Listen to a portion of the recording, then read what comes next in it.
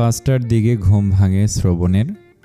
অবস্থায় সোহা যেখানে বসেছিল সেখানে তাকায়। সোহাকে দেখতে না পেয়ে আশেপাশে নজর বোলায়। দেখে সোহা দরজার সাথে ঘেঁষে বসে আছে, হাঁটুতে মুখ গুজে। ওখানে বসে থাকার কারণ উদ্ঘাটন করতে 10 সেকেন্ডও সময় লাগে না শ্রবণের। শ্রবণ শোয়া থেকে উঠে বসে, গায়ের পাঞ্জাবি খুলতে খুলতে গম্ভীর স্বরে বলে, পালিয়ে যেতে পেরেছিস? তড়িৎ গতিতে মুখ তুলে শ্রবণের দিকে তাকায় সোহা। শ্রবণ পাঞ্জাবি রেখে উঠে দাঁড়িয়ে ওয়াশরুমের দিকে এগিয়ে যেতে যেতে বলে, আমার অনুমতি ব্যতীত তুই ওয়াশরুমে যেতে পারবি না। সেখানে রুমের বাইরে যাওয়ার তো প্রশ্নে আসে না। কথাগুলো বলতে বলতে ওয়াশরুমের দরজা ঠেলে ভেতরে প্রবেশ করে। সোহা আগের মতোই বসে রইল। জীবনে কি পাপ করেছে যে শ্রবণের মতো একটা সমস্যার সাথে ওর জীবন জড়িয়ে গেল। শাওয়ার নিয়ে কোমরে টাওয়াল পেঁচিয়ে বেরিয়ে আসে শ্রবণ। সোহা একবার তাকিয়ে সাথে সাথে দৃষ্টি নামিয়ে নেয়। শ্রবণ কাভার্টের দিকে এগিয়ে যেতে যেতে বলে, ভুলেও তোর নোংরা দৃষ্টি আমার ওপর দিবি না নোংরা মহিলা।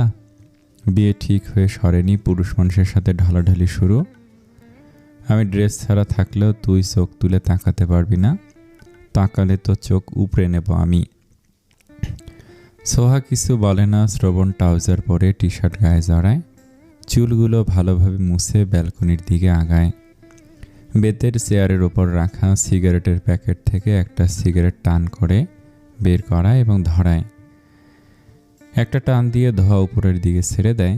গেটের দিকে চোখ যেতে দেখে কয়েকজন গেস্ট বেরিয়ে যাচ্ছে। আরেক টান দিয়ে ধোঁয়া বাইরে উড়িয়ে দেয়। স্পর্শে নানা ভেতরের দিকে আসছিল। ওনার চোখ পড়ে শ্রবণের ব্যালকনির দিকে। দুজন দুজনের দিকে তাকিয়ে থাকে। শ্রবণ সিগারেটে আর এক টান দিয়ে ধোঁয়া ছেড়ে দেয়। স্পর্শে নানা কিছুক্ষণ তাকিয়ে থেকে ভেতরের দিকে এগিয়ে আসেন। ঘাড় কাত করে মুচকি হাসে। সে আনন্দ হচ্ছে ওর। বিয়ে করে আসার পর থেকে এক একজনের চেহারা দেখে ওর নাচতে ইচ্ছে করছে। আহা শান্তি। সময় গড়ায়। বিকেল সন্ধ্যা গড়িয়ে রাত 9টা বেজে গেছে। শ্রবণ একবারের জন্য রুম থেকে বের হয়নি আর। সোহা একপাশে দেয়ালের সাথে ঘেঁষে বসে আছে এখনো। একবার শুধু ওয়াশরুমে গিয়েছিল। শ্রবণ দাদার ফোনে মেসেজ পাঠায়, দাদা ভাই আমার খাবার দিয়ে যেতে বলো। ওর এখন নিচে গিয়ে ওই ডাইনি আর শয়তানগুলোর চেহারা দেখতে মোটেও ইচ্ছে করছে না। নিচে গেলে শান্ত মেজাজটা গরম হয়ে আগ্নেয়গিরির মতো ব্লাস্ট করবে। 5 মিনিট হওয়ার আগেই মেট খাবার দিয়ে যায় দুজনের জন্য। শ্রবণ নিজের খাবার নিয়ে খেতে শুরু করে। সোহার দিকে একবার তাকে আবার বিরিয়ানি তুলতে তুলতে বলে, না খেয়ে মরতে চাস নাকি এখনই? খাবার খা, খেয়ে বেঁচে থাক। তুই মরে গেলে তো আমার শান্তিও মরে যাবে। তাই তোর বেঁচে থাকা প্রয়োজন। দ্বিতীয়বার আর বলবো না, দ্রুত খা। শেষের কথাগুলো রাগী গলায় বলে। সোহা উঠে দাঁড়িয়ে শরীর টেনে নিয়ে আসে খাবারের কাছে। সে সকাল 10টার সময় খেয়েছিল। তারপর সারা দিন ধরে না খাওয়া। শরীরে এখন শক্তি পাচ্ছে না। কেঁদে কেটে অবস্থা আরও খারাপ। মৃত্যুকে ভয় পায় সোহা। ও এখনই মরতে চায় না, আরও অনেক বছর বাঁচতে চায়। দুপুরে খেতে ইচ্ছে করেনি আর এখন শ্রবণের ভয়ে খাচ্ছিল না। শ্রবণ আরেক লোকমা মুখে পুরে বলে, নিচে বসে খাবি। সোহা প্লেটে খাবার নিয়ে নিচেই বসে। শ্রবণ বিছানায় বসে খাচ্ছে। সোহা বুঝতে শেখার পর থেকে কোনোদিন চেয়ার টেবিল ছাড়া বসে খাবার খায়নি। আর আজকে নিজ বাড়িতে ফ্লোরে বসে খেতে হচ্ছে। কয়েক লোকমা জোর করে গিলে ফুপিয়ে ওঠে মেয়েটা।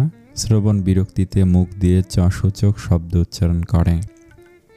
সোহার দিকে তাকিয়ে জোরে ধমক দিয়ে রাগী স্বরে বলে, মুখ দিয়ে আর একটা শব্দ বের হলে তোর মুখ সিল করে দেব সারা জীবনের জন্য।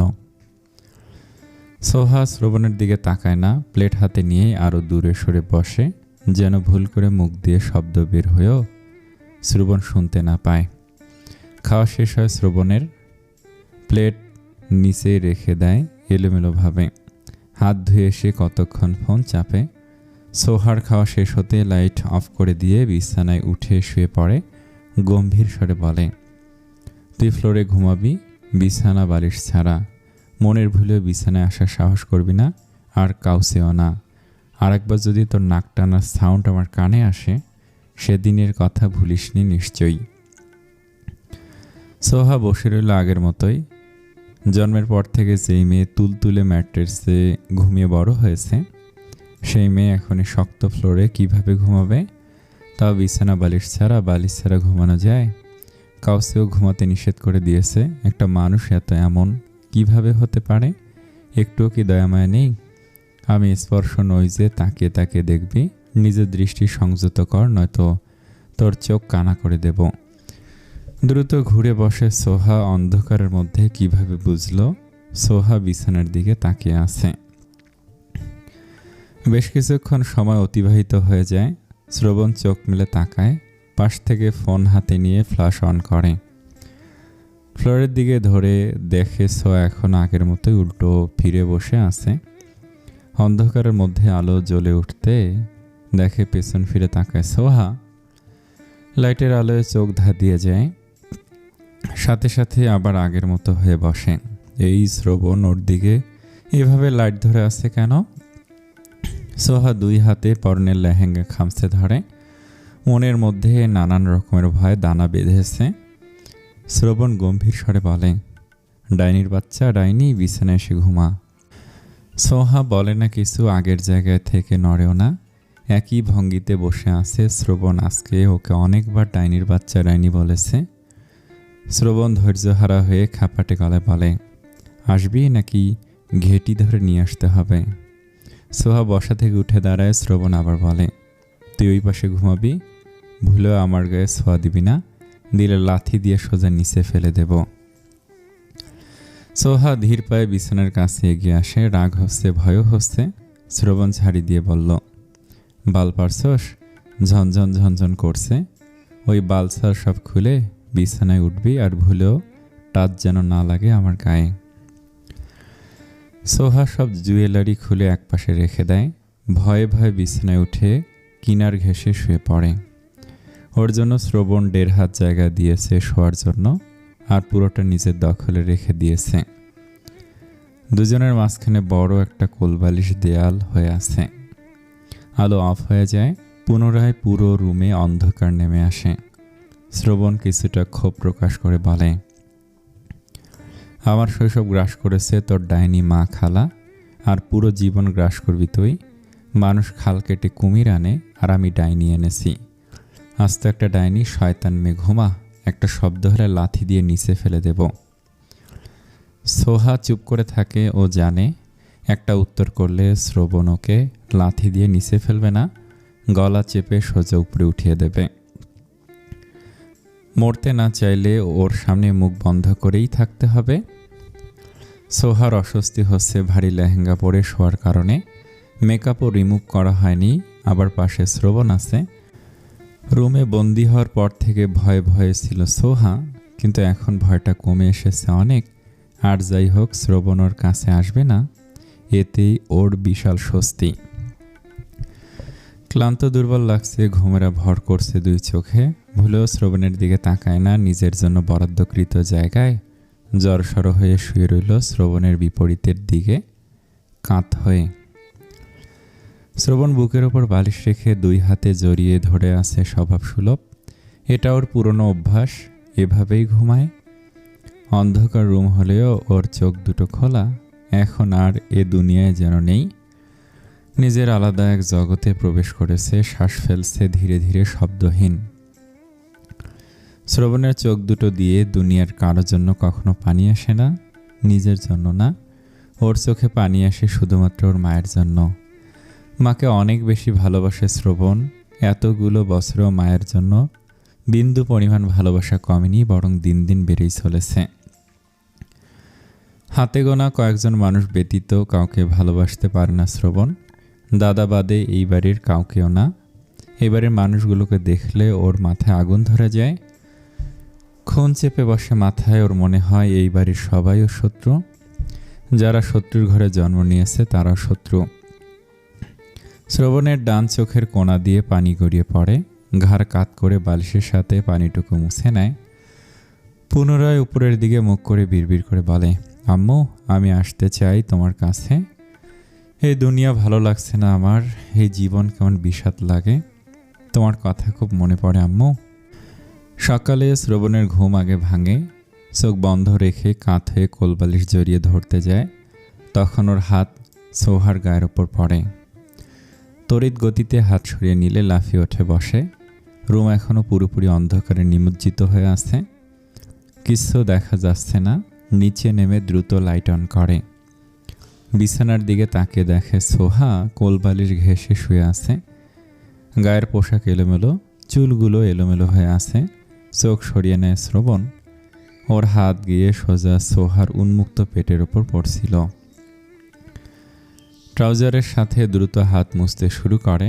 সশব্দে কয়েকটা গালি দেয় সোহাকে। অসভ্য মেয়ে, ঘুমিয়েছে কিভাবে। বিছানার ওপর থেকে একটা বালিশ হাতে তুলে নিয়ে সোহার গায়ে আলতো বাড়ি মেরে গর্জন করে বলে, এই ডাইনির বাচ্চা, অসভ্য ডাইনি ওঠ। আতঙ্কিত হয়ে লাফিয়ে শোয়া থেকে উঠে বসে সোহা। ভয়ে বড় বড় চোখ করে শ্রবণের দিকে তাকিয়ে থাকে। ওর পোশাকের অবস্থা দেখে উল্টো ফিরে ওয়াশরুমের দিকে এগিয়ে যেতে যেতে বলে, পোশাকের কিস্ত্রি, লেহেঙ্গা ঠিক করে বিছানা থেকে নাম, নবাবের বাচ্চা। শ্রবণ ওয়াশরুমে প্রবেশ করে শব্দ করে দরজা লাগায়। দরজা লাগানোর শব্দে আবারও কেঁপে ওঠে সোহা। শ্রবণের বলা কথাগুলো শুনে নিজের দিকে তাকায়। নিজেকে দেখে চোখ বড় বড় হয়ে যায়। আবার দ্রুত লেহেঙ্গা ঠিক করে বিছানা থেকে নেমে দাঁড়ায়। ওর ঘুমানোর স্টাইল খুবই বাজে। খাটের এক পাশ থেকে আর এক পাশে গড়াগড়ি করে ঘুমায় ঘুমের ঘরে। গায়ের পোশাক ঠিক থাকে না। প্লাজো পরলে তো উরুর ওপরে উঠে যায় রাতে। আজকে লেহেঙ্গা পরে ঘুমিয়েছিল, যদিও আজকে রাতে গড়াগড়ি করতে পারেনি, তাই একটু জায়গার মধ্যে একাত ওকাত হতেও সমস্যা হচ্ছিল। রাতে লেহেঙ্গার দোপাট্টা দিয়ে ঢেকে শুয়েছিল। ঘুমের ঘরে সব উল্টাপাল্টা হয়ে গেছে। বেশ কিছুক্ষণ পর ওয়াশরুম থেকে বেরিয়ে আসে শ্রবণ। বিছানার দিকে একবার তাকিয়ে সোহার দিকে তাকায়। দাঁতে দাঁত পিষে বলে, তোর বাপ এসে বিছানা গুছিয়ে দিয়ে যাবে। সোহা দ্রুত বিছানা গোছাতে ব্যস্ত হয়ে পড়ে। শ্রবণ ড্রেসিং টেবিলের সামনে এসে দাঁড়ায়। টিস্যু দিয়ে মুখ মুছতে গিয়েও থেমে যায়। ঘাড় ঘুরিয়ে সোহার দিকে একবার তাকিয়ে আবার আয়নার দিকে তাকায়। কিছুক্ষণ একই ভঙ্গিতে আয়নার দিকে তাকিয়ে থেকে আবার সোহার দিকে তাকায়। গম্ভীর স্বরে বলে, যা গোসল কর। সোহা ঘাড় ঘুরিয়ে তাকায়। শ্রবণ আবার বলে, শুনতে পাসনি আমার কথা? ওয়াশরুমে যা, গিয়ে গোসল করে আয়। কেন? আমি বলেছি তাই। সোহা দরজার দিকে তাকিয়ে আবার শ্রবণের দিকে তাকায়। শুকনো ঢোক গিলে বলে, দরজা খুলে দাও তাহলে। আমার ওয়াশরুমে গোসল করবি? আমার কাপড় চোপড় সব তো আমার রুমে, গোসল করে কি পরব? শ্রবণ কাভার্ড খুলে নিচে টি শার্ট আর ট্রাউজার বের করে। সোহার দিকে এগিয়ে আসতে সোহা এক কদম পিছিয়ে যায়। শ্রবণ সোহার থেকে 2 হাত দূরত্বে দাঁড়ায়। নিজের টি শার্ট আর ট্রাউজার এগিয়ে দিয়ে বলে, এগুলো পরবি? লাগবে না তো, বড় হব। গায়ে লাগবে না, বড় হবে। শ্রবণের শক্ত চোয়াল আরও শক্ত হয়। আমি জানতে চাইনি লাগবে কি লাগবে না, পড়তে বলেছি পড়বি, নয়তো ড্রেস ছাড়াই থাকবি। সোহা দ্রুত টি শার্ট আর ট্রাউজার নিজের হাতে নিয়ে নেয়। যা টাওয়াল ব্যালকনিতে।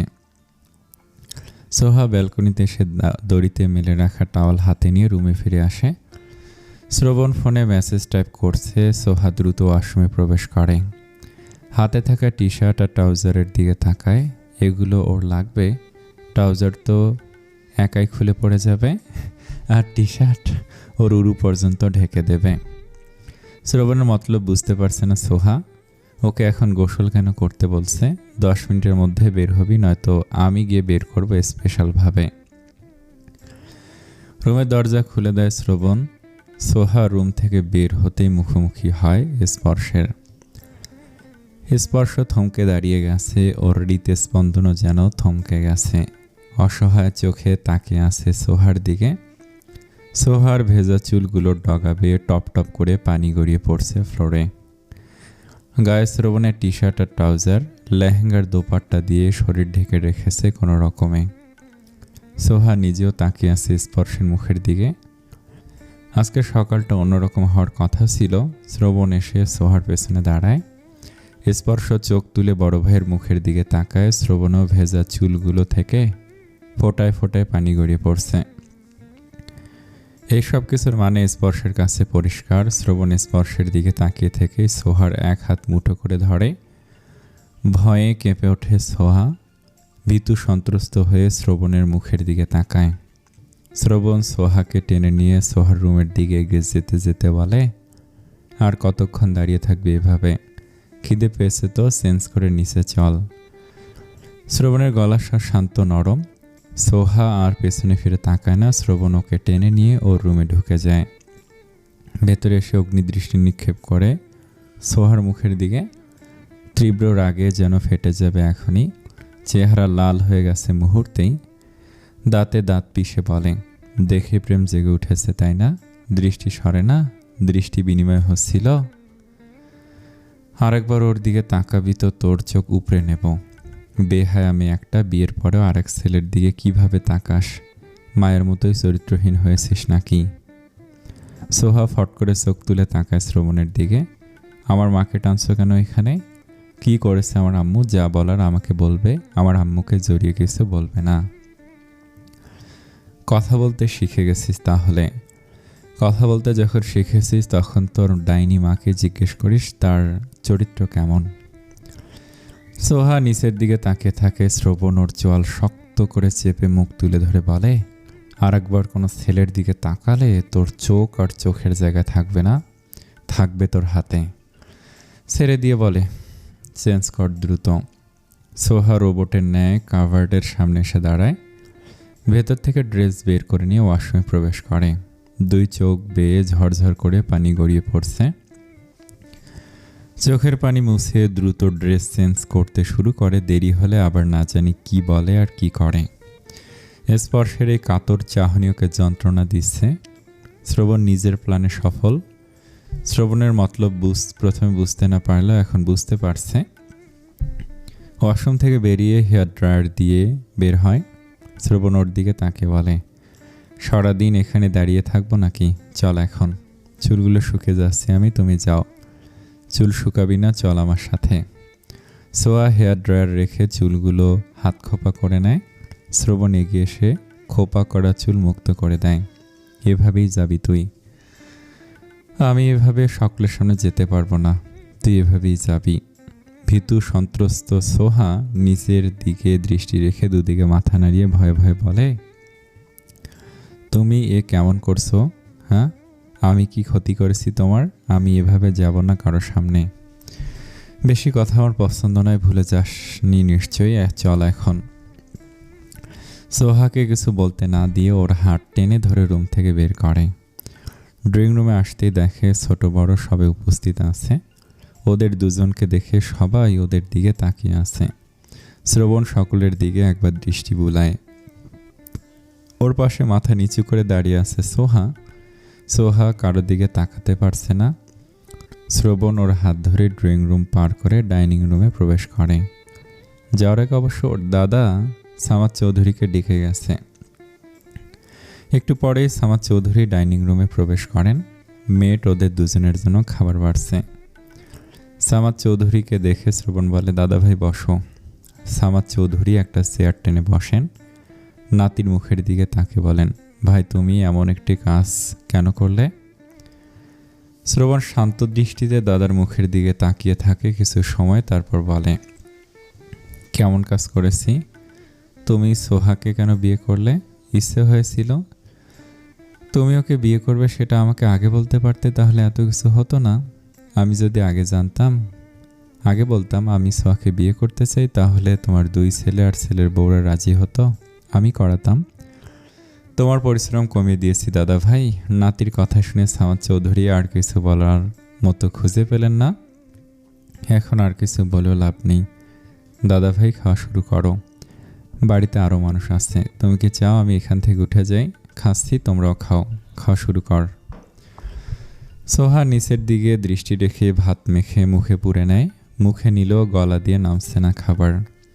শ্রবণ স্বাভাবিকভাবে খেয়ে চলেছে। সামাদ চৌধুরী দুজনের দিকে তাকিয়ে ধীরে ধীরে খাবার চিবোচ্ছেন। শ্রবণ প্লেটের সবটুকু খাবার খেলেও সোহা অর্ধেক খেয়ে হাত ধুয়ে ফেলেছে। সামাদ চৌধুরী পুরোটা খেয়েছেন, উনি খাবার নষ্ট করা পছন্দ করেন না। শ্রবণ উঠে দাঁড়ায়। সোহা বসে আছে এখনও। শ্রবণ ওর হাত ধরে টেনে দাঁড় করায়, তারপর ডাইনিং রুম থেকে বের হয়। আগের মতো সবাই এখনও ড্রয়িং রুমে উপস্থিত আছে। স্পর্শ সোফায় বসে মাথা নিচু করে আছে। ওর পাশে ওর মা বসে ওকে কি যেন বলছে। সোফার কাছাকাছি আসতে স্পর্শের নানি শ্রবণের দিকে তাকিয়ে বলল, শ্রবণ, তুমি কিভাবে পারলে ছোট ভাইয়ের হবু স্ত্রীকে বিয়ে করতে? বিবেক বলতে কিছু নেই তোমার? শ্রবণ কর্কশ গলায় বলে, না, আমার বিবেক বলতে কিছু নেই। আর কে ছোট ভাই? স্পর্শ। স্পর্শ আমার কিছু হয় না, ও আমার ভাই না। বড় ভাইয়ের কথা শুনে মুখ তুলে তাকায় স্পর্শ। সোফা ছেড়ে উঠে দাঁড়িয়ে বলে, বারবার মিথ্যে কেন বলছো ভাইয়া? তুমি আমার বড় ভাই আর আমি তোমার ছোট ভাই, এটাই সত্যি। পুরোটাই মিথ্যা কথা। তুমি ছোট থেকে যা যা শুনে বড় হয়েছে সব মিথ্যা। মিথ্যে না। কেন মনে হচ্ছে মিথ্যে না? আমি কেনই বা তোমাকে মিথ্যে বলবো? তুমি আমার ভাই না হলে তোমার চেহারার সাথে আমার চেহারা তো মিল কেন? আমাদের হাইট ওয়েটও প্রায় সমান সমান। চেহারার সাথে হাইট ওয়েটের সাথে মিল থাকে এমন অনেক মানুষ আছে। তুমি কেন সত্যিকে মিথ্যে প্রমাণ করতে চাইছো? যেটা সত্যি আমি সেটাই বলেছি। তুমি বলছো আমি তোমার ভাই না? হ্যাঁ, তাহলে চলো ডিএনএ টেস্ট করাবো আমাদের তিনজনের। ডিএনএ টেস্ট করলে প্রমাণ হয়ে যাবে আমি কে হই, তোমার আর এই বাড়ির। শ্রবণ শান্ত দৃষ্টিতে তাকিয়ে থাকে স্পর্শের মুখের দিকে। তনিমা চৌধুরী আতঙ্কিত হয়ে হাজব্যান্ডের দিকে তাকান। ওনার চোখ মুখের ভাব পরিবর্তন হয়ে গেছে। শ্রবণ লক্ষ্য করে বলছে, আচ্ছা চলো ডিএনএ টেস্ট করব। তনিমা চৌধুরী বলেন, কোনো ডিএনএ টেস্ট করতে হবে না, এসবের কি প্রয়োজন? প্রয়োজন আছে আম্মু? শামীম রেজা চৌধুরী বলেন, কোনো কিছুর প্রয়োজন নেই, তুমি আমার ছেলে, এটাই সবচেয়ে বড় কথা। শ্রবণ বলে, ভয় পাচ্ছেন নাকি সত্যি সামনে চলে আসবে বলে?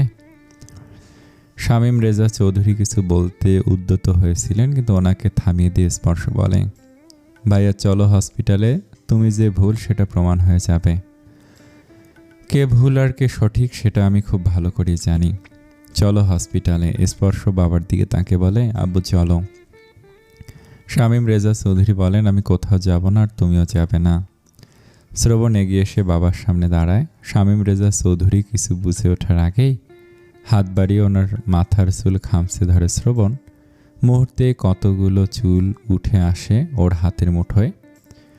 বাইরের দিকে এগিয়ে যেতে যেতে বলে, স্পর্শ আসো, ওই চৌধুরীকে আর প্রয়োজন নেই। স্পর্শ বড় ভাইয়ের পেছন পেছন এগিয়ে যায়। পেছন থেকে হতভম্ব হয়ে দুজনের যাওয়ার পথে তাকিয়ে আছে অনেকেই। তনিমা চৌধুরী শামীম রেজা চৌধুরীর পাশে দাঁড়িয়ে চাপা ভার্ত কণ্ঠে বলেন, শ্রবণ তো সব সত্যি জানতে পেরে যাবে এবার। ডিএনএ টেস্ট করতে দেয়া যাবে না কিছুতেই, তুমি আটকাও ওদের। অনিমা চৌধুরী দ্রুত মেয়ের কাছে এসে দাঁড়ান। সোহা টলমল চোখে মায়ের মুখের দিকে তাকিয়ে থাকে। দেখতে দেখতে চোখ বেয়ে পানি গড়িয়ে পড়ে। অনিমা চৌধুরী মেয়ের হাত ধরে নিজের রুমের দিকে এগিয়ে যান। রুমে এসে মেয়েকে বিছানায় বসিয়ে টিস্যু পেপার দিয়ে চোখ গাল মুছিয়ে দেন। সোহার হেঁচকি উঠে গেছে। অনিমা চৌধুরী মেয়ের পাশে বসে বলেন, তুই এই পাগলের সাথে কেন গিয়েছিস কাজী অফিসে? সোহা হেঁচকি তুলতে তুলতে বলে, আমি গিয়েছি? তুমি তো আমাকে জোর করে ভাইয়ের সাথে পাঠিয়েছিলে। আমি বারবার তোমাকে বলেছিলাম আমার সাথে যেতে, কিন্তু তুমি তো রাজি হলে না। সব কিছুর বেলায় তোমার সময় থাকলেও শুধু আমার বেলায় তোমার সময় নেই। অনিমা চৌধুরী একটু চুপসে যান, তবু বলেন, তুই ওকে বিয়ে কেন করলি? বাঘের খাঁচে বন্দি করে দিয়ে জিজ্ঞেস করছো বাঘের থাবা কেন খেয়েছি? ও তোকে ভয় দেখিয়ে বিয়ে করেছে। হ্যাঁ, ওকে ভয় পেয়েছিস কেন? তুই রাজি হয়েছিস কেন বিয়ে করতে? মরার চেয়ে ভাইয়াকে বিয়ে করাটাই ভালো মনে হয়েছিল। বিড়বিড় করে কি বলছিস? কিছু না, কান্না বন্ধ কর। আমি মরে গেলে তুমি কষ্ট পাবে না আম্মু। অনিমা চৌধুরী মেয়ের কথা শুনে আঁতকে ওঠেন। মেয়েকে জড়িয়ে ধরে বলেন, এসব কি বলছিস? মরবি কেন তুই? আমাকে লুকিয়ে রাখো আম্মু, আমি আর ভাইয়ার কাছে যেতে চাই না। শ্রবণ তোকে মেরেছে? দুদিকে মাথা নাড়ে সোহা। আমাকে দূরে কোথাও রেখে আসো, যেন ভাইয়া হাজার খুঁজলেও আর পায় না আমাকে।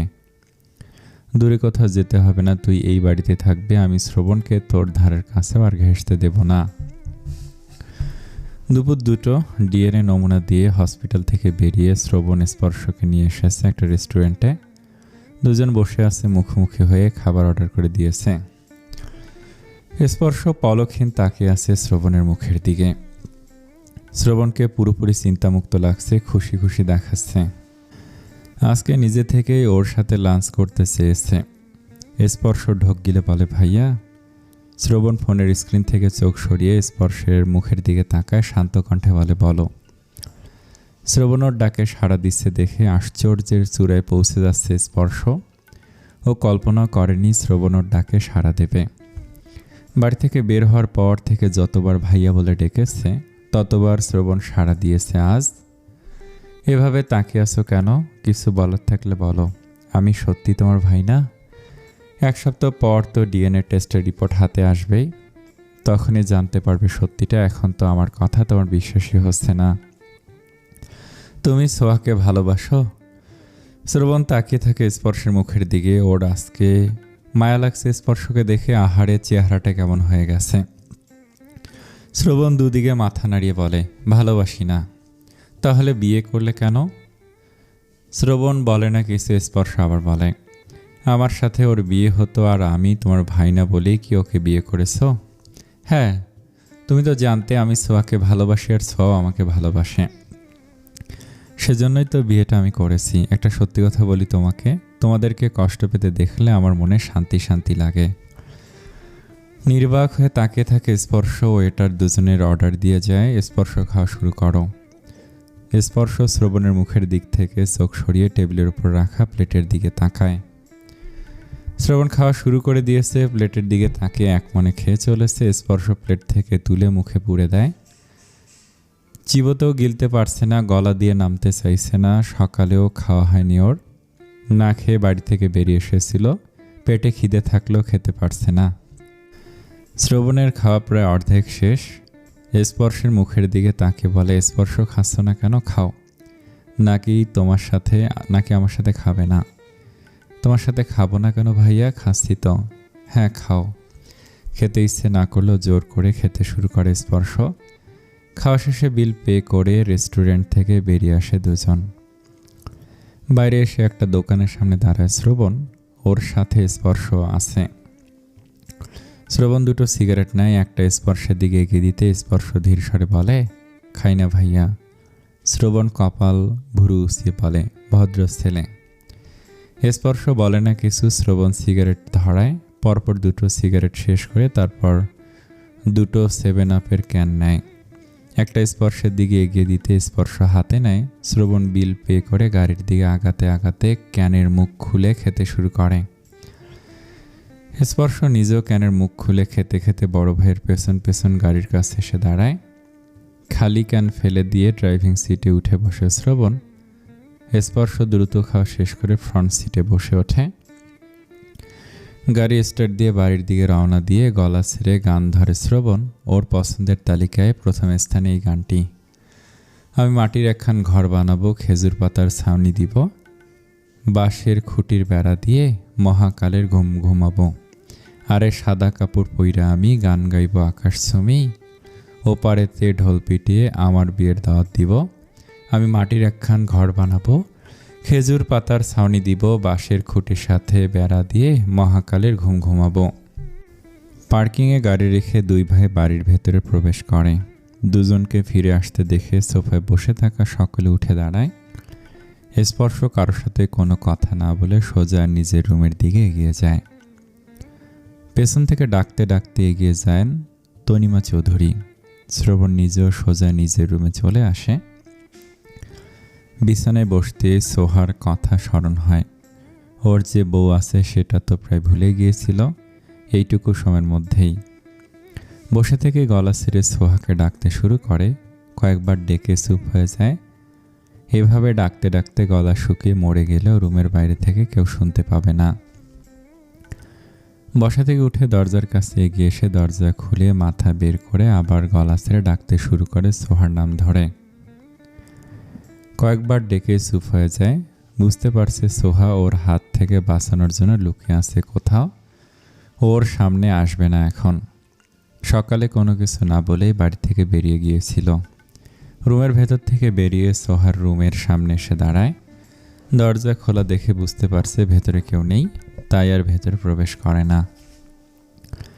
ঘাড় কাত করে অনিমা চৌধুরী রুমের দিকে তাকায়। ওই রুমেরও দরজা খোলা। শ্রবণ মুচকি এসে গেস্ট রুমের দিকে এগিয়ে যায়। স্পর্শের রুম আর একটা গেস্ট রুম বাদে বাকি সব রুমের দরজা খোলা রয়েছে। গেস্ট রুমের দরজায় জোরে জোরে করাঘাত করে কর্কশ গলায় বলে, সোহা বের হয়ে আয় বলছি, নয়তো তোর কপালে দুঃখ আছে। ভেতর থেকে কোনো সারা শব্দ আসে না। শ্রবণের রাগী গলা স্বর শুনে ড্রয়িং রুমে বসে থাকা সবাই চলে আসে ওর কাছে। শ্রবণের গলার স্বর আর দরজার করা আঘাত ধীরে ধীরে বাড়ছে। মনে হচ্ছে দরজা ভেঙে ফেলবে। স্পর্শ নিজের রুম থেকে বেরিয়ে এসেছে। রাগে শ্রবণের চেহারা ফর্সা লাল হয়ে গেছে। মাথার চুল কিছুটা খাড়া খাড়া হয়ে গেছে রাগের কারণে। রাগ উঠলে ওর এমনিতেই হুঁশ থাকে না, কি করে না করে নিজে বুঝতে পারে না। বেশ কিছুক্ষণ পর দরজায় জোরে লাথি মেরে গলা ছেড়ে মেটকে ডেকে শাবল নিয়ে আসতে বলে। শ্যামা চৌধুরী নাতিকে শান্ত হতে বলছেন, কিন্তু তাতে কোনো লাভ হচ্ছে না। ওর রাগের কাছে কারো কোনো কথার দাম নেই। দরজায় আবার লাথি দিয়ে বলে, তুই পাতালে গিয়ে লুকিয়ে থাকলেও আমার নাগালের বাইরে যেতে পারবি না, তোকে আমি খুঁজে বের করবই। ভালোই ভালো বেরিয়ে আয়, নয়তো দরজা ভাঙবো, সাথে তোর সব হারও। অনিমা চৌধুরী বলেন, তুমি আমার মেয়ের সাথে কেন এমন করছো? তুমি ছেড়ে দাও ওকে, ওকে নিজের মতো করে বাঁচতে দাও। শ্রবণ অনিমা চৌধুরীর দিকে তাকিয়ে হিস হিসিয়ে বলে, মুখ দিয়ে আর একটা কথা বের করবেন না আপনি। লুকিয়ে থাকার বুদ্ধি আপনি ওকে দিয়েছেন, তাই না? নিজের মতোই চরিত্রহীন বানাবেন মেয়েকে, তাই না? শ্রবণ, গলার আওয়াজ নিচু করে কথা বলবেন আমার সামনে, আর আমার মুখ খোলাবেন না। চুপসে যান অনিমা চৌধুরী। সিয়াম এগিয়ে এসে তেজ দেখে বলে, আমি আমার বোনকে তোমার কাছে যেতে দেব না, ও তোমার সাথে থাকবে না, তুমি জোর করে বিয়ে করেছো ওকে। আমার সামনে একদম উঁচু আওয়াজে কথা বলবি না, নয়তো তোর জিভ টেনে ছিঁড়ে ফেলবো। আগে তোর বোন থাকলেও ও এখন আমার ওয়াইফ। তোমার ওয়াইফ হয়েছে বলেই তুমি ওকে টর্চার করবে আর আমি চুপ করে দেখব? গতকাল সকলের চাপে চুপ ছিলাম বলে আজকেও চুপ থাকবো না নাকি? সোহা যাবে না তোমার সাথে, এটাই শেষ কথা। পারলে আটকে দেখা। সোহা বের হ বলছি। সিয়াম, তুমি চুপ করে থাকো। দাদুভাই, শান্ত হও তুমি। সোহাকে বুঝিয়ে বললে ও বেরিয়ে আসবে। তুমি মাথা ঠান্ডা করো, আমি ওর সাথে কথা বলছি। কোনো লাভ নেই, ভালোভাবে বললে কাজ হবে না। মেয়েদের বাচ্চা শাবল নিয়ে আসছে না কেন এখনো? ওই মেয়েদের বাচ্চা শাবল নিয়ে আয় দ্রুত, নয়তো তোর মাথার মধ্যে শাবল ঢুকিয়ে দেব। স্পর্শ হা করে বড় ভাইয়ের মুখের দিকে তাকিয়ে আছে। সকাল থেকে দেখে আসা শান্ত নরম শ্রবণ এখন পুরো অশান্ত হয়ে উঠেছে। শ্রবণ যে এখন নিজের নিয়ন্ত্রণ হারিয়ে ফেলেছে বোঝাই যাচ্ছে। সোহা রুমের ভেতর থেকে বের হচ্ছে না বলে এমন করবে? সামান্য একটা কারণে এত রাগ? ফনা তোলা সাপের মতো ফোঁস করছে আর বাঘের মতো গর্জন। এখন রাগের মাথায় যে কোনো একটা অঘটন ঘটিয়ে ফেলতে পারে। বাবা কাকা কাউকেই তো দেখতে পাচ্ছে না, দুজন গেছে কোথায়? শ্রবণ পুনরায় দরজায় লাথি দিয়ে বলে, কুত্তার বাচ্চা বের হবি নাকি বের করতে হবে আমার? রুমের ভেতরে বসে থাকা সোয়া ভয়ে জ্বরসর হয়ে গেছে। ওর পুরো শরীর থরথর করে কাঁপছে। দরজা ভেঙে শ্রবণ ভেতরে আসলে ওকে আর কেউ বাঁচাতে পারবে না ওর হাত থেকে। মাকে এতবার করে বলল ওকে দূরে কোথাও রেখে আসতে, কিন্তু ওর মা ওর কোনো কথা শুনল না। এখন ওকে শ্রবণ নামক বাঘের হাত থেকে কে বাঁচাবে? শ্রবণ সমান তালে দরজায় লাথি মেরেই যাচ্ছে। দরজা বুঝিয়ে এখনই ভেঙে যাবে। যা হবে হবে। বিছানা থেকে নেমে ধীরে ধীরে এগিয়ে এসে দরজায় দাঁড়ার কাছে লম্বা একটা শ্বাস টেনে নিয়ে দরজা খুলে দেয়। শ্রবণ আবার লাথি মারতে উদ্যত হয়েছিল। সোহাকে দেখে পা নামিয়ে নেয়। সোহার চোখ মুখ ফুলে উঠেছে কান্না করার কারণে। শ্রবণ সোহার হাত চেপে ধরে নিজের রুমের দিকে আগায়। সিয়াম শ্রবণের হাত চেপে ধরে বলে, আমার বোনকে ছাড়ো। হাত ছাড় বলছি। তুমি আমার বোনকে ছাড়ো। শ্রবণ চিৎকার করে বলে, হাত ছাড় আমার। সোহা ভাইয়ের হাত সরিয়ে দেওয়ার চেষ্টা করে বলে, ভাইয়া ছাড়ো। সিয়াম ছাড়ে না। সোহা জোর করে ভাইয়ের হাত সরিয়ে দেয়। শ্রবণ ওকে টেনে নিয়ে নিজের রুমে প্রবেশ করে গতকালকের মতো ছুঁড়ে ফেলে ফ্লোরে। সজোরে দরজা লাগায়। দরজা লাগানোর শব্দে যেন পুরো বাড়ি ঝনঝন করে ওঠে। শ্রবণ এক পা করে সোহার দিকে আগায়। সোহা ভয়ে পেছাতে শুরু করে, হাতে আর পায়ে ভর করে। শ্রবণকে পুরো উদ্ভ্রান্তের মতো লাগছে। সোহার গলা শুকিয়ে কাঠ হয়ে গেছে অনেক আগেই। এখন কলিজার পানিও শুকিয়ে গেছে। সেদিন তো প্রাণে বেঁচে গিয়েছিল, আজকে কি হবে ওর? কেন এই রুমে বসেছিল মায়ের কথায়? ওর এই বাড়ি আর শহর ছেড়ে পালিয়ে যাওয়া উচিত ছিল। সোহার কাছাকাছি আসতে জোরে জোরে দরজায় শব্দ হয়। স্থির হয়ে দাঁড়ায় শ্রবণ। সোজা হয়ে থেকেই শুধু ঘাড় ঘুরিয়ে পেছনে তাকায় দরজার দিকে। মুখে চসূচক শব্দ উচ্চারণ করে সোহার দিকে তাকায়। রাগে ফেটে পড়ে, হিসিয়ে বলে, আমার কাছ থেকে পালাতে চাইছিলি? ভেবেছিস আমি খুঁজে পাবো না? সোহা ভয়ে দুদিকে মাথা নাড়ে। তোর ডাইনি মা তোকে লুকিয়ে থাকার পরামর্শ দিয়েছিল, তাই না? আবারও দুদিকে মাথা নাড়ায় সোহা। শ্রবণ এক পা আগাতেই দরজায় জোরে জোরে লাথি দিয়ে শব্দ হয়। পুনরায় ঘাড় ঘুরিয়ে পেছনে তাকায়। উল্টো ঘুরিয়ে দাঁড়িয়ে দরজার দিকে গিয়ে বলে, উঠে বিছানায় বস। সোহা থরথর করে কাঁপতে কাঁপতে নিচ থেকে উঠে বিছানায় বসে। হাত পায়ে ব্যথা পেয়েছে আজকেও। শ্রবণ দরজা খুলে দেয়। দরজার সামনে সবাই দাঁড়িয়ে আছে। সিয়াম গর্জন করে বলে, আমার বোনের গায়ে একটা টোকা দিলে খবর আছে তোমার। কতবার বলেছি আমার সামনে কণ্ঠ নিচু করে কথা বলবি। গলার আওয়াজ চিরতরে বন্ধ করতে না চাইলে নিচু স্বরে কথা বলবি এরপর থেকে। তোমাকে ভয় পাই না আমি। আমার বোনকে বের করো। শ্রবণ সিয়ামের টুটি চেপে ধরে হিসে বলে, গলার আওয়াজ নিচে রাখবি, নয়তো ছুঁড়ে ফেলে সিয়ামকে। তন্মিয়া চৌধুরীর দিকে তাকে গর্জন করে বলে, আপনার ছেলেকে সামলান, নয়তো ওর গলার স্বর আমি সামলে নেব সব সময়ের জন্য। সিয়াম নিচ থেকে উঠে তেড়ে আসতেই অনিমা চৌধুরী ছেলেকে আটকে রেখে ভীতু স্বরে বলেন, শান্ত হ সিয়াম, এমন করছিস কেন?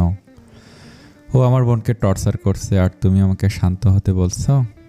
শ্রবণ সিয়ামের দিকে তাকিয়ে বলে, তোর বোনকে আমি মেরে ফেলবো যেভাবে তোর মা আমার বোনকে মেরে ফেলেছিল। শ্রবণের কথা শুনে স্পর্শ সিয়াম আর সোহা শকড। শ্রবণের বোন আসলো কোথা থেকে? সবাই তো জানে শামীম রেজা চৌধুরীর 2 ছেলে।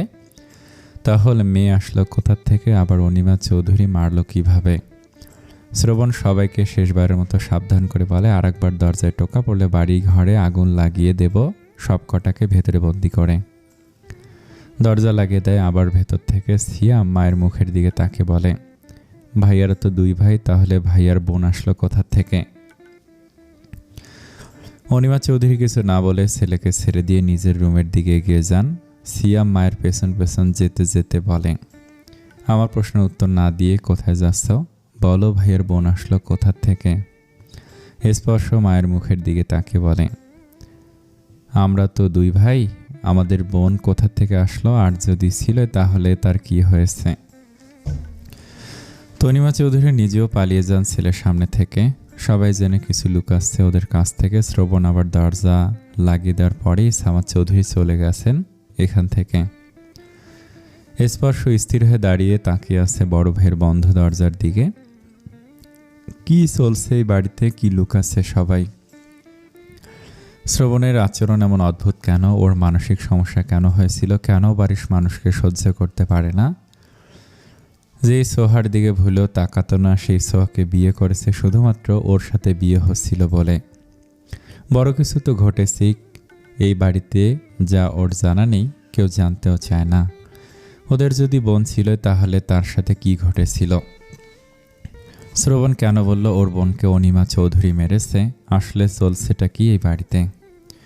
শ্রবণ রুম জুড়ে পায়চারি করছে আর এক হাতে কপালে স্লাইড করছে। গভীরভাবে চিন্তা ভাবনা করছে, বোঝা যাচ্ছে। কি ভাবছে? এভাবে ভেবেছিল আজকেও ওকে মারবে, কিন্তু তেমন কিছু করছে না আজ। নিজের হাতের দিকে তাকায়, লাল হয়ে গেছে পড়ে গিয়ে, পায়ে বেশি ব্যথা পেয়েছে। শ্রবণ দাঁড়িয়ে যায়, ঘাড় কাত করে তাকায় সোহার দিকে। ওর এভাবে তাকানো দেখে ভয় পেয়ে যায় সোহা। শুকনো ঢোক গিলে হাত ভর করে পিছিয়ে যেতে থাকে। শ্রবণ আগায় বিছানার দিকে। সোহা ভয়ে পেছাতে পেছাতে কম্পিত স্বরে বলে, হ্যাঁ আমি আর কোথাও যাব না, সবসময় এই রুমেই থাকবো। শ্রবণ বিছানায় ঘেঁষে দাঁড়ায়, সোহার দিকে তাকে গম্ভীর স্বরে বলে, তোর মা আমার বোনকে মেরেছিল, সেই হিসেবে আমি যদি এখন তোকে মেরে ফেলি তাহলে কেমন হয়? শ্রবণের গলার স্বর, কথার চাহনি দেখে সোহা ভয়ে একটা শব্দ উচ্চারণ করতে পারছে না। নাকি তোর মায়ের বোনকে মেরে ফেলব?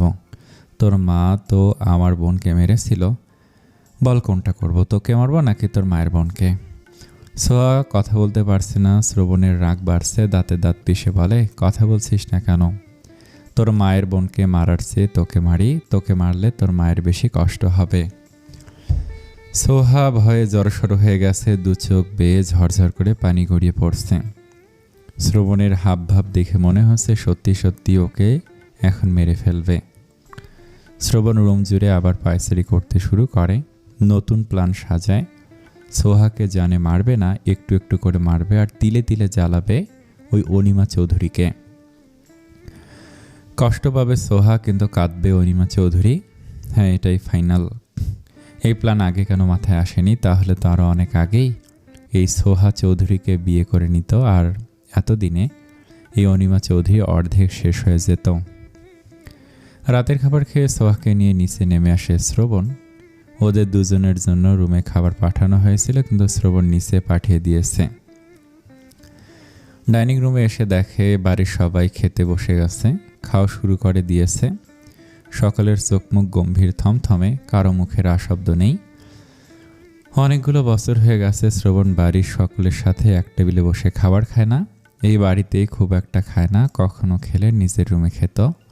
আজকে নিজে থেকে খেতে এসেছে সকলের সাথে।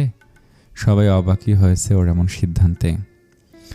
কি মতলব করে এখানে আসলো সকলের সাথে খাওয়ার জন্য? শ্রবণ একটা চেয়ার টেনে বসে, ওর পাশে বসে সোহা।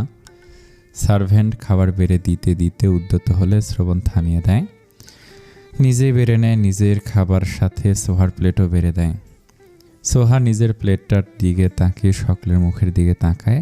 সবাই ওদের দুজনের দিকে তাকিয়ে আছে, নিজেদের খাওয়া বন্ধ করে। শ্রবণ এক গ্লাস পানি হাতে নিয়ে শান্ত স্বরে বলে, বিয়ের পর আমাদের রূপ সৌন্দর্য বেড়ে গেছে নাকি? সামাদ চৌধুরী বলেন, তুমি সোহাকে যা যা খেতে দিয়েছ সেসব তো সোহা খায় না। পানি খেয়ে শ্রবণ ভাত মাখতে মাখতে বলে, সেজন্যই তো খেতে দিয়েছি। বিষয়ে চোখ বড় বড় হয়ে গেছে সকলের। খায় না জানার পরেও সেসবই খেতে দিয়েছে, তাও ইচ্ছে করে। শ্রবণ ঘাড় কাত করে সোহার দিকে তাকে বলে, খাচ্ছিস না কেন, খা। সামাদ চৌধুরী আবার বলেন, দাদুভাই চিংড়ি মাছে সোহার অ্যালার্জি আছে, চিংড়ি খেলে অসুস্থ হয়ে পড়বে। শ্রবণ দাঁতে দাঁত পিষে বলে, তোকে খেতে বলেছি আমি। সোহা খাওয়া শুরু করে। শামীম রেজা চৌধুরী রেগে গিয়ে বলেন, খাবি না সোহা? সামনে থেকে প্লেট সরা। আর তুমি নিজেকে কি ভেবেছ? তুমি যে বলবে সেটাই সবাই শুনবে। সোহা খাবে না ওই খাবার, তোমার গিলতে ইচ্ছে করলে তুমি গেলো। শ্রবণ বাবার চেয়েও বেশি রেগে তার দিকে তাকায়। রাগে ফেটে পড়ে হিসিয়ে বলে, মুখ বন্ধ করে রাখ, তোকে কিছু বলেছি আমি? শামীম রেজা চৌধুরী আরও কিছু বলতে চাচ্ছিলেন, কিন্তু তার আগেই তনিমা চৌধুরী ওনার এক হাত চেপে ধরেন শক্ত করে, দুদিকে মাথা নেড়ে কিছু বলতে নিষেধ করেন। বাড়ির সবাই জানে এই ছেলে এক নম্বরের বেয়াদব, মুখে লাগাম নেই। এর আগে দুবার তর্কাতর্কির সময় রাগে হুঁশ জ্ঞান হারিয়ে তেড়ে এসেছিল শামীম রেজা চৌধুরীকে মারার জন্য। বাবা হয় সেদিকে ওর ভ্রুক্ষেপ নেই। এখনও বেশি রাগারাগি হলে আবারও তেড়ে আসবে মারার জন্য। এই ছেলে ওনাকে সম্মান তো কখনো দেয়ই না, উল্টো বারবার সম্মান নিয়ে টানাটানি করে ছোট বড় সকলের সামনে। সিয়াম গর্জন করতে নেবে তার আগেই ওর মা ওকে থামিয়ে দেন।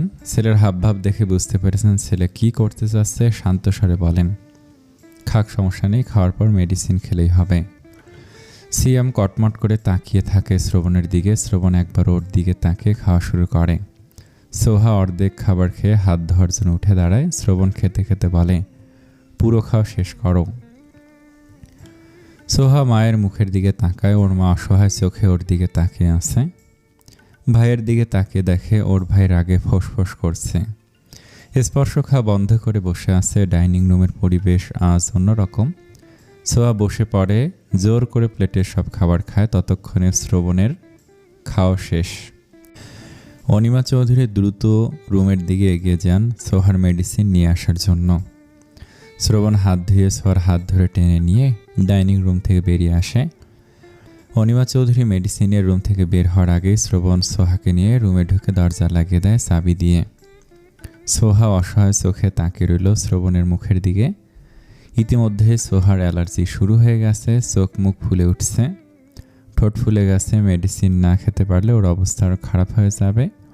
সোহা ভয়ে ভয়ে কম্পিত স্বরে বলে, ভাইয়া একটা মেডি। শ্রবণ থামিয়ে দিয়ে বলে, জাগিয়ে ঘুমা, একটা ঘুমাতে বলেছি আমি।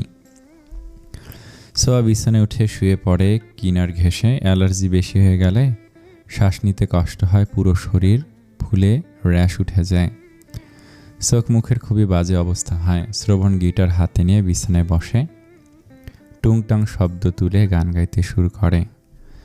আমার ভাঙা তরি ছিঁড়াপাল, চলবে আর কতকাল, ভাবি শুধু একা বসিয়া, রে দয়াল এভাবে আর চলবে কতকাল। তরি কিনারায় ভিড়াইয়া, ভাবি শুধু কাঁদিয়া, কিনারায় ভিড়াইয়া ভাবি শুধু কাঁদিয়া, যাবে কি এমনি দিনে হাল, রে দয়াল এভাবে চলবে কতকাল। আমার ভাঙা তরি ছেঁড়াপাল, চলবে আর কতকাল, ভাবি শুধু একা বসিয়া, রে দয়াল এভাবে আর চলবে কতকাল। এতটুকু গেয়ে থেমে যায়, কিছুক্ষণ চুপচাপ বসে থেকে আবার টুংটাং শব্দ তুলতে থাকে। একবার সোহার দিকে তাকে আবার গলা ছেড়ে গান গাইতে শুরু করে। মানুষ বড়ই স্বার্থপর রে, বড়ই স্বার্থপর, বুকের মাঝে জায়গা দিলে যতন করিয়া ভাঙে রে অন্তর। শ্রবণের ফোন বেজে ওঠে। গান থামিয়ে গিটার পাশে রেখে ফোন হাতে নেয়। হাসানের কল। ফোন রিসিভ করে মুখের সামনে ধরে দেখে ফোনের অপর পাশে হাসানের সাথে ওর বাকি বন্ধুরাও আছে। ফোনের অপর পাশ থেকে শ্রবণের এক বন্ধু বলে, কিরে নতুন জামাই কি করস? শ্রবণ স্বাভাবিক স্বরে বলে, বাসর করি। ওর এমন কথায় অপর পাশে সকলের চোখ কোটর থেকে বেরিয়ে আসতে চাইছে। শ্রবণ বলছে এই কথা? শ্রবণ চৌধুরী বলছে, স্ট্রেঞ্জ। শ্রবণ চৌধুরী তো এমন কথা বলার মতো মানুষ না, আর না মস্করা করার মতো মানুষ। বিয়ে করলি, দাওয়াত তো দিলি না। আমার বিয়ে আমি নিজেই তো জানতাম না, ওদের বলেছিস কিভাবে? কল করেছিস কেন সেটা বল। বাইরে আসবি না? না। বউ পেয়ে আমাদের ভুলে গেলি? আমি তো নিজেকেই ভুলে যাই। হাসান বলে, তোরা চুপ করবি? শ্রবণ তুই ঠিক আছিস? আমার আবার কি হবে? তোর গলার স্বর যেন কেমন শোনাচ্ছে, জ্বরটর হয়েছে নাকি? কিছু হয়নি। আগামীকাল ভার্সিটি আসবি না? ইচ্ছে হলে আসবো, বাইরে আয়। না। কিছু হয়েছে? কার? বাড়িতে? না। সোহা ঘাড় ঘুরিয়ে শ্রবণের দিকে তাকিয়ে বলে, ভাইয়া। শ্রবণ ঘাড় ঘুরিয়ে তাকায়। সোহার চোখ মুখ যেন আকাশ থেকে পড়ে। পুনরায় ফোনের স্ক্রিনে তাকাতে ওপাশ থেকে একজন বলে, কিরে শ্রবণ, তোর বউ তোকে এখনো ভাইয়া বলে ডাকে? পরে কল ব্যাক করছি বলে লাইন বিচ্ছিন্ন করে দেয়। ফোন রেখে সোহার দিকে ঘুরে বসে বলে, কিরে তোর চেহারার নকশা দেখছি বদলে গেছে। সোহা কান্না করতে করতে বলে, একটা মেডিসিন এনে দাও, আমার শ্বাস নিতে কষ্ট হচ্ছে। আমাকে কি তোর চাকর বাকর মনে হয় যে তোর জন্য মেডিসিন নিয়ে আসবো? শ্রবণের রাগী স্বর শুনে কিছুক্ষণ চুপ হয়ে থেকে বলে, দরজাটা খুলে দাও, আমি আমার রুম থেকে নিয়ে আসি। কিছু করতে পারবো না তোর জন্য। সোহা শোয়া থেকে উঠে বিছানা থেকে নেমে আসে, দ্রুত পায়ে আগায় ওয়াশরুমের দিকে। শ্রবণ ওয়াশরুমের দিকে তাকিয়ে পিঠের নিচে বালিশ রেখে ঠেস দিয়ে বসে। অনেকটা সময় পেরিয়ে যাওয়ার পরেও সোহা ওয়াশরুম থেকে বের হয় না। ভেতর থেকে পানি পড়ার শব্দ আসছে। শ্রবণ বিছানা ছেড়ে নেমে দাঁড়ায়। ওয়াশরুমের দরজা হাত দিয়ে ঠেলা দিতেই খুলে যায়। ভেতরে তাকে দেখে সোহা উল্টে ফিরে শাওয়ারের নিচে বসে আছে। এই ডাইনির বাচ্চা, এখানে বসে আছিস কেন? সোহা কিছু বলে না, শরীর চুলকাচ্ছে। রুমে আসার পর থেকেই কান্নার কারণে শরীর কেঁপে কেঁপে উঠছে। শ্রবণ ভেতর প্রবেশ করে শাওয়ার অফ করে দেয়। সোহা মুখ তুলে শ্রবণের মুখের দিকে তাকায়। সোহার ঠোঁট জোড়া অস্বাভাবিকভাবে ফুলে উঠেছে। চোখ দুটো দোলতে দোলতে পুরোপুরি লাল বানিয়ে ফেলেছে। ঘষতে ঘষতে গালের অবস্থাও বাজে। গলায় ঘাড়ে লাল লাল চাকা তৈরি হয়েছে। অতিরিক্ত চুলকানোর ফলে চামড়া চুলে গেছে। শ্বাস নিতে অস্বাভাবিকভাবে শ্বাস নিচ্ছে। এত বাজে অবস্থা হবে ভাবেনি শ্রবণ। ওঠ এখান থেকে, চেঞ্জ করে মেডিসিন খেয়ে আয়। সোয়া বসা থেকে উঠে দাঁড়ায়। শ্রবণ আগে আগে ওয়াশরুম থেকে বেরিয়ে আসে। দরজা খুলে করিডোরে দাঁড়ায়। সোহা রুম থেকে বেরিয়ে নিজের রুমে প্রবেশ করে। ওর পেছন পেছন শ্রবণ নিজেও প্রবেশ করে। সোহা মেডিসিন বক্স থেকে মেডিসিন বের করে। শ্রবণ ওর হাত থেকে নিয়ে দুটো বের করে ওর হাতে দেয়, বাকিগুলো নিজের পকেটে ভরে নেয়। সোহা দুটোই খেয়ে নেয়। কাভার্ড থেকে ড্রেস নিয়ে ওয়াশরুমে প্রবেশ করে। সোহা ওয়াশরুম থেকে বেরিয়ে দেখে শ্রবণের পাশে ওর মা দাঁড়িয়ে আছে। মেয়ের অবস্থা দেখে আঁতকে ওঠেন অনিমা চৌধুরী। সোহা মায়ের দিকে তাকিয়ে ঝরঝর করে কেঁদে ওঠে। আবার চেহারার এমন অবস্থা হয়েছে যে ও আয়নার দিকে তাকিয়ে নিজেকেই দেখে ভয় পেয়ে যাচ্ছে। চোখ, মুখ, ঠোঁট ফুলে অদ্ভুত দেখাচ্ছে। অনিমা চৌধুরী দ্রুত মেডিসিন বক্স থেকে মেডিসিন খুঁজতে শুরু করেন। তখন তো এখানে রেখেছিলেন, এখন কোথায় গেল? শ্রবণ সোহার হাত ধরে টেনে নিয়ে রুম থেকে বের হন। অনিমা চৌধুরী দ্রুত এসে মেয়ের হাত ধরে টানেন। মেয়েকে জড়িয়ে ধরতে গেলে শ্রবণ ওনার হাত সরিয়ে দিয়ে সোহাকে সরিয়ে নেয়। কটমট করে তাকে বলে, চোখে ঠাড়া পড়েছে, অসুস্থ চোখে দেখেন না? ওকে ছাড়ো, তুমি মেডিসিন না খেলে ভালো মন্দ কিছু হয়ে যাবে। মেডিসিন পাবে না ও। তোমার রাগ আমার উপর, তাহলে আমার মেয়েকে কেন শাস্তি দিচ্ছ? এই যে কষ্ট পাচ্ছে আপনার মেয়ে, কিন্তু কাঁদছেন আপনি এই জন্যই। আম্মু আমি। শ্রবণ থামিয়ে দিয়ে বলল, মারবো কানসা বরাবর, একটা রুমে চল। টেনে নিয়ে রুমে ঢুকে দরজা লাগিয়ে দেয়। অনিমা চৌধুরী বাইরে দাঁড়িয়ে ঝরঝর করে চোখের পানি ফেলতে থাকেন। ওনার মেয়েটা তো কোনো দোষ করেনি, তাহলে নিরপরাধ মেয়েটাকে কেন কষ্ট দিচ্ছে এভাবে? সারা রাত এভাবে থাকলে কিছু একটা হয়ে যাবে সোহার। একটা মেডিসিন খাওয়াতে পারলে নিশ্চিন্ত হতে পারতেন। মেডিসিন খাওয়ার পরেই অনেকটা আরাম পেয়েছে সোহা। অ্যালার্জি অনেক কমেছে, এখন আর আগের মতো চুলকাচ্ছে না। আগে চুলকানোর ফলে এখন জ্বলছে শরীরের জায়গায় জায়গায়। যা ঘুমা। আম্মুকে মিথ্যে কেন বললে? আম্মু চিন্তা করবে তো। ভালোভাবে বলছি, ভালো লাগছে না। তোর মা সারা রাত জেগে চিন্তা করতে করতে মরে যাক, এখন গিয়ে ঘুমা। আর একটা কথা বললে পেটে যা ঢুকেছে সব বের করে দেব। সোহা বিছানায় উঠে শুয়ে পড়ে। মায়ের জন্য চিন্তা হচ্ছে। ওর মা তখন ওর অবস্থা দেখে কাঁদল। সারা রাত যদি কান্না করে অসুস্থ হয়ে পড়বে তো। এই শ্রবণ চৌধুরীর পেটে আর মাথায় শুধু শয়তানি। শ্রবণ ফ্রেশ হয়ে এসে লাইট অফ করে শুয়ে পড়ে বিছানায়। অন্ধকার রুম, বুকের ওপর বালিশ চেপে ধরে আছে। প্রতিদিনের ন্যায় চোখ দুটো খোলা, তাকিয়ে আছে উপরের দিকে। অন্ধকার রুমে উপরের দিকে তাকিয়ে তাকিয়ে রোজ কি দেখে সেটা শুধুমাত্র ও আর আল্লাহ তাআলা ভালো জানেন। গভীর রাত, নিস্তব্ধ চারপাশ, এসির মৃদু শব্দ ব্যতীত কোনো শব্দ নেই রুমে। দুজনে গভীর ঘুমে বিভোর। দুজনের মাঝখানে কোলবালিশটা দেয়াল হয়ে আছে। নিস্তব্ধ রুমের ভিতর হঠাৎই চিৎকার করে শোয়া থেকে উঠে বসে শ্রবণ। ওর হঠাৎ চিৎকারে সোহার ঘুম ভেঙে গেছে। ভয় পেয়ে বেচারি নিজেও শোয়া থেকে উঠে বসে পড়েছে। ভয়ে কেঁদেই ফেলেছে। এভাবে চিৎকার করছে কেন শ্রবণ? কিন্তু ও এভাবে চিৎকার করছে কেন? কাঁচা ঘুম ভেঙে যাওয়া, তার উপর আবার ভয় পেয়েছে। কোনো কিছুই ভালোভাবে বুঝতে সক্ষম হচ্ছে না। কাঁদতে কাঁদতেই ডাকে, ভাইয়া তো তুমি আসো এখানে? হ্যাঁ আসি, নাকা কান্না বন্ধ কর। এভাবে চিৎকার করলো কে?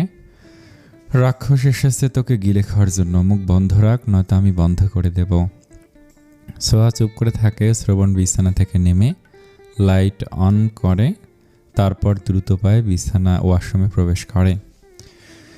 ঘাড়ে পুরো শরীর ঘামে, পুরো শরীর জবজব হয়ে গেছে। হাত পা শরীরও কাঁপছে। আয়নার সামনে দাঁড়িয়ে নিচের দিকে তাকায়। চোখ দুটোতে রক্ত উঠে গেছে। ঘুমের মধ্যে ওর কি হয় নিজেও বুঝতে পারে না। প্রায় রাতে এভাবে চিৎকার করে ঘুম থেকে উঠে বসে। তারপর দেখে পুরো শরীর ঘেমে একাকার। হাত পা শরীর কাঁপছে, চোখে রক্ত উঠে গেছে। কোনো কিছু হয়তো স্বপ্ন দেখে, কিন্তু ওর মনে থাকে না। হাত মুখ ধুয়ে নিজেকে শান্ত করে ফ্রেশ হয়ে রুমে ফিরে আসে। বিছানার দিকে তাকিয়ে দেখে সোহা এখনো আগের মতোই শুয়ে বসে আছে। ভয় পাওয়ার কারণে চোখ মুখ শুকিয়ে গেছে। লাইট অফ করে শুয়ে বলে, ঘুমা। সোহা ভয়ে ভয়ে বলে, কি হয়েছিল তোমার? এভাবে চিৎকার করলে কেন? ঘুমের মধ্যে চিৎকার করে উঠেছি, এটা কাউকে বললে নিজে চিৎকার করার মতো অবস্থায় থাকবি না। সোহা শুয়ে পড়ে। শ্রবণ ডান কাত হয়ে শুয়ে থেকে মনে করার চেষ্টা করে কি স্বপ্ন দেখেছে। ভয় পেয়ে চিৎকার করে নাকি রাগের কারণে চিৎকার করে, কি জন্য এমন করে। সোহা অন্ধকারের মাঝেই শ্রবণের দিকে তাকিয়ে আছে। সকালে সোহার ঘুম আগে ভাঙে। রুমের ভেতরে এখনো ঘুটঘুটে অন্ধকার। জানালার পর্দার ফাঁক দিয়ে একটু একটু আলো দেখা যাচ্ছে। শোয়া থেকে উঠেই বা কি করবে তাই শুয়ে রইল চুপচাপ। হঠাৎ রুমের দরজা খোলার আওয়াজ হয়। দরজার দিকে তাকিয়ে বুঝতে পারে না কে ভেতরে প্রবেশ করছে। দরজা তো ভেতর থেকে বন্ধ করা ছিল, তাহলে বাইরে থেকে কেউ কিভাবে ভেতরে প্রবেশ করেছে। সোহার ভাবনার মধ্যেই রুমের লাইট অন করে শ্রবণ। সোহা শ্রবণের দিকে তাকিয়ে আবার বিছানার দিকে তাকায়। শ্রবণ কখন উঠে গেছে সোহা বুঝতেই পারেনি, ভেবেছে শ্রবণ এখনো ঘুমিয়ে আছে। শ্রবণের শরীর ঘামে ভিজে আছে, এক্সারসাইজ করতে বেরিয়েছিল বোধহয়। শ্রবণ সোহার দিকে না তাকিয়ে টাওয়াল হাতে ওয়াশরুমে প্রবেশ করে। ও চলে যেতে সোহা শোয়া থেকে উঠে বসে। কিছুক্ষণ ঝিম ধরে বসে থাকার পর নেমে দাঁড়ায় নিচে। বিছানা গুছিয়ে রেখে ড্রেসিং টেবিলের সামনে এসে দাঁড়ায়। চেহারা, ঘাড়, গলার দিকে ভালোভাবে তাকায়। ফোলা ভাব কমে গেছে, তবে দাগগুলো স্পষ্ট হয়ে আছে। ওয়াশরুমের দরজার দিকে তাকিয়ে নিজের জামা তুলে পেটের দিকে তাকায়। চামড়া ছুলে গেছে প্রায়, টান লাগছে এখন। জামা ঠিকঠাক করে বিছানায় বসে পড়ে। ওষুধ খেয়ে ঘুমানোর পর একেবারেই ঘুম ভেঙেছিল রাতে, তাও শ্রবণের চিৎকারে। বেশ অনেকক্ষণ পর ওয়াশরুম থেকে বেরিয়ে আসে শ্রবণ। সোহা তাকায় না ওর দিকে, শ্রবণও তাকায় না সোহার দিকে। শ্রবণ ট্রাউজার আর টি শার্ট পরে টাওয়াল ছুঁড়ে মারে সোহার মুখের ওপর। সোহা টাওয়াল ধরে শ্রবণের দিকে তাকায়। শ্রবণ আঙ্গুল তুলে ওয়াশরুমের দিকে দেখে বলে, যা একেবারে শাওয়ার নিয়ে বের হবি। সোহা শুকনো ঢোক গিলে বলে, রাতে তো শোয়ার আগে গোসল করেছিলাম, আবার দুপুরে করব। আমার মুখের ওপর কথা বলতে নিষেধ করেছি না, যা বলছি তা কর। আমার কাপড় চোপড় আমার রুমে রয়েছে, তুই থাকিস এক রুমে আর তোর কাপড় চোপড় আরেক রুমে কেন থাকে? দাঁতে দাঁত পিষে কথাগুলো বলে চুল ব্রাশ করতে শুরু করে। আয়নার দিকে তাকিয়ে থেকেই বলে, কি বলেছি কানে যায়নি? কাপড় চোপড়। তুই ভেতরে যা, আমি মেটকে বলছি, সে এসে দিয়ে যাবে। সোহা ধীর পায়ে এগিয়ে ওয়াশরুমে প্রবেশ করে। শুধু শুধু ওর ওপর মেজাজ দেখায়। কাপড় চোপড় আনার সুযোগ দিয়েছে, কোথায় যে আনবে। শ্রবণ রুম থেকে বেরিয়ে নিচে নেমে আসে। ড্রয়িং রুমে একজন মেড ছিল। তার দিকে তাকে গম্ভীর স্বরে বলে, সোহার কাভার থেকে ওর কাপড় চোপড় নিয়ে আমার রুমে রেখে আসুন। আসার সময় সোহাকে বলে আসবেন ও ওয়াশরুমে রয়েছে। মেড নিজের কাজ রেখে শ্রবণের কথায় মাথা নেড়ে সিঁড়ির দিকে এগিয়ে যায়। শ্রবণ সোফায় বসতে বসতে গলা ছেড়ে একবার বলে, কফি। ড্রয়িং রুমে এখন বাড়ির আর কেউ নেই? কেউ এখনো রুম থেকে বের হয়নি নাকি? পায়ের উপর পা তুলে সোফায় গায়ে লিয়ে বসে থাকে। কিছুক্ষণ পর একজন মেড কফি নিয়ে আসে শ্রবণের জন্য। শ্রবণ কফির মগ হাতে নিয়ে সোফা ছেড়ে উঠে দাঁড়ায়। দাদা রুমের দিকে এগিয়ে আবার থেমে যায়। ঘুরে সিঁড়ির দিকে পা বাড়ায়। করিডোরে আসতে মেড ওর রুম থেকে বেরিয়ে আসে, নিজের কাজ শেষ করে। শাওয়ার নিয়ে ওয়াশরুম থেকে বেরিয়ে আসে সোহা। রুমে কেউ নেই, কিন্তু দরজা ভেতর থেকে বন্ধ। ব্যালকনির দিকে তাকে বুঝতে পারে শ্রবণ ব্যালকনিতে আছে। ওর হাতের বালতিতে ওদের দুজনের ভেজা ড্রেস। সোহার ভাবনার মাঝে রুমে ফিরে আসে শ্রবণ।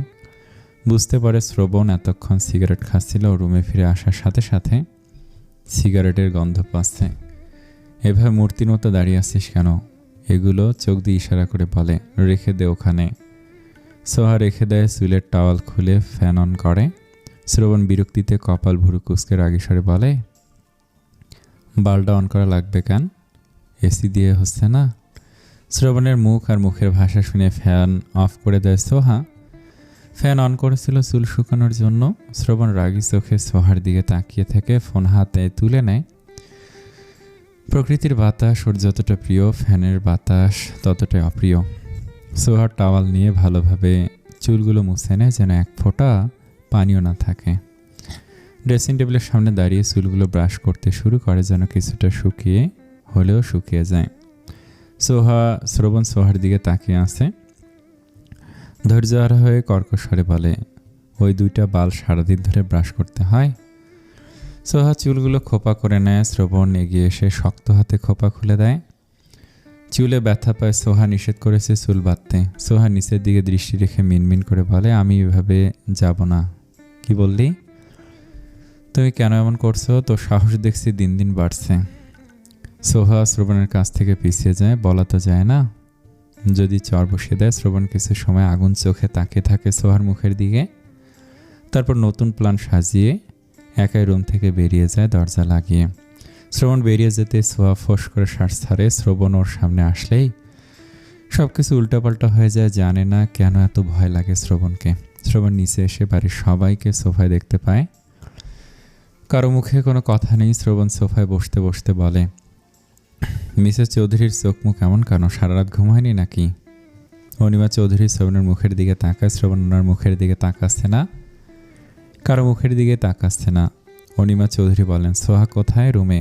তুমি ওর সাথে কেন এমন করছো? কি ক্ষতি করছে তোমার? শ্রবণ শান্ত চোখে তাকায় ওনার মুখের দিকে। পুনরায় ফোনের স্ক্রিনে তাকিয়ে গম্ভীর স্বরে বলে, কি করছে সেটা আপনাকে বলার প্রয়োজন মনে করছি না। অনিমা চৌধুরী আরও কিছু বলতে চাইছিলেন, তবে তনিমা চৌধুরী ওনাকে থামিয়ে দেন। ছোট বোনের মুখের দিকে তাকিয়ে দুদিকে মাথা নাড়িয়ে নিষেধ করে কিছু বলতে। কিছু বললে এই ছেলের রাগ আরও বাড়বে। শ্রবণ ফোনের স্ক্রিনে দৃষ্টি রেখেই তারপর বলে, ব্রেকফাস্ট রেডি? জি স্যার। শ্রবণ বসা থেকে উঠে দাদার দিকে তাকিয়ে বলে, চলো দাদা ভাই ব্রেকফাস্ট করি। কথাগুলো বলে শ্রবণ দেরি করে না, দ্রুত পায়ে এগিয়ে যায় ডাইনিং রুমের দিকে। সামাদ চৌধুরী সোফা সেরে উঠে দাঁড়িয়েছেন ডাইনিং রুমে যাওয়ার জন্য। শামীম রেজা চৌধুরী বাবার মুখের দিকে তাকিয়ে বলেন, বয়ে গিয়ে ঝামেলা কাঁধে নিয়ে এসেছো বাড়িতে। সামাদ চৌধুরী ছেলের মুখের দিকে তাকিয়ে বলেন, তুমি আমাকে রিকোয়েস্ট করেছিলে ওকে নিয়ে আসার জন্য। ও বাড়িতে না আসলে এত কিছুই হতো না। তখন বলেছিল কেন? শ্রবণ তো আসতে চাইনি, ওকে জোর করে নিয়ে এসেছিলাম শুধুমাত্র তোমার কথা। শামীম রেজা আর কিছু বলে না। বড় ছেলেকে বাড়িতে এনে বিপদ নিয়ে এসেছেন। এই ছেলে যে এমন কিছু করবে বা ঘটাবে কারো কল্পনায় ছিল না। বাড়িতে আসার পর থেকে বিয়ের দিন সকাল পর্যন্ত শান্ত ও নিশ্চুপ হয়ে থেকে একেবারে বোম ব্লাস্ট করেছে দুপুরে। ছেলে মেয়ে বাবাকে ভয় পায়, আর উনি বাপ হয়ে ভয় পায় ছেলেকে। কি আজীব এক সিজ জন্ম দিয়েছেন, শুধু এটাই ভাবেন। ছেলেকে ধমক দেবেন তো দূরের কথা, উল্টো ছেলের ভয় উনি নিজেই চুপসে থাকেন। একটু কিছু হলে ছেলে যখন তখন গর্জন করে ওঠে। ওনার মাঝে মধ্যে মনে হয় শ্রবণের মানুষ হয়ে জন্ম না নিয়ে বাঘ বা সিংহ হয়ে জন্মানো উচিত ছিল। লোকালয়ে বসবাস না করে জঙ্গলে বসবাস করত, আর যখন তখন তর্জন গর্জন করত। আসসালামু আলাইকুম। গলার অবস্থা একটু খারাপ, তবে চেষ্টা করেছি। এই গল্পটা আপনাদের কেমন লাগছে কমেন্টে জানান। ধন্যবাদ সকলকে।